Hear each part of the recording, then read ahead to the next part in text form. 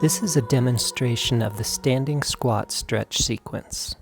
Start by standing upright with your feet about hip width apart and pointed slightly outward. Find a comfortable balance point on your feet with your weight mainly on the fronts of your heels and a small amount of weight on the fronts of your feet. Very slightly shift your weight forward and back, then side to side to find the optimal balance point where you feel the least amount of effort to remain standing tall. Picture yourself slowly squatting down to the ground. Assure yourself that a body free of tension can squat all the way down without sensing any muscle tightness. Use this assurance to quickly recognize when your body is tightening up so that you can relax those muscles before they cause a higher level of tension. Begin the squat motion by very slightly bending your knees, allowing your tailbone position to get a few millimeters closer to your feet. If any muscles start to grab, pause and use a few breaths to release those muscles while keeping your tailbone at the same position in space. Check your balance point again and shift your weight as needed to bring your weight back to the fronts of your heels. When you are as relaxed as you can be in this position of your tailbone, allow yourself to slowly drop a few more millimeters. At each of these positions, imagine your tailbone has to remain here for several minutes, finding a body positioning that will allow you to do so comfortably. Allow your body to reorganize itself with each exhale, with the only requirement being that you keep your tailbone at the current position. If your inner hips start to tighten up, feel your hips opening wider on the next exhale, giving room for the hips to relax again.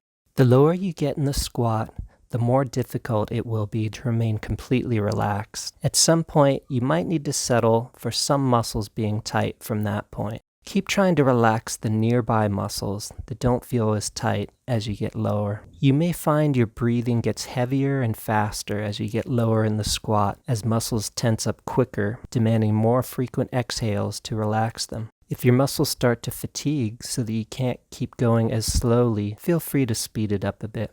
When you get strong enough, you'll be able to go very slowly all the way to the bottom. As you get near the bottom, try to keep even the last bits of releasing the position of your tailbone slow. Relax for a while at the bottom of the squat. If your legs are too fatigued to slowly reverse the squat back up, just sit back and relax until you're ready to stand back up. When you're ready, begin to reverse the process by slowly allowing your tailbone to rise a few millimeters at a time. Sequential stretching is about exploring and extending the relaxed range of motion. Try to keep each position as relaxed as possible by performing it as slowly as possible.